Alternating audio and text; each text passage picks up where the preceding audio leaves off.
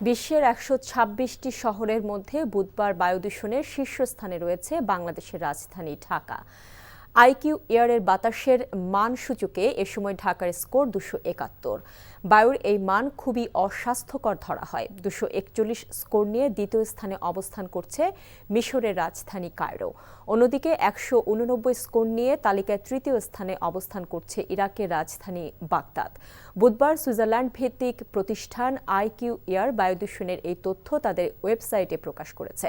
ঢাকার বায়ু দূষণ থেকে বাঁচতে মানুষদের মাস্ক পরার পাশাপাশি ঘরের বাইরে ব্যায়াম না করারও পরামর্শ দিয়েছে আইকিউ এয়ার।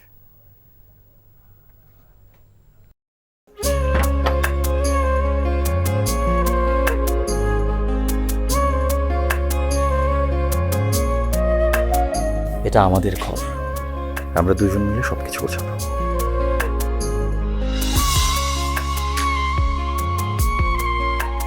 বাহ, এই ঘরটা এতদিন মরে আসছিল, নতুন বউয়ের হাত পরে একটা চক চক চক চক করতেছে।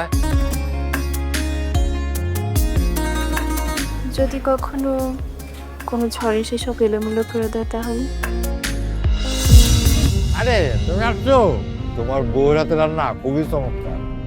এলাকাটা ভালো না, একটু সবকিছু চোখে চোখে রাখেন। আমার খাওয়া নিয়েও তোমার কোনো চিন্তা করতে হবে না। এই যে চুড়ি দিয়েছে, শাড়ি দিয়েছে না যেগুলো, তার কাছে যাও যাও যাও, শোনো শোনো। পৃথিবীতে মানুষের মানুষের সম্পর্কের বড় সমস্যা কি জানো? ভুল বোঝাবুঝি।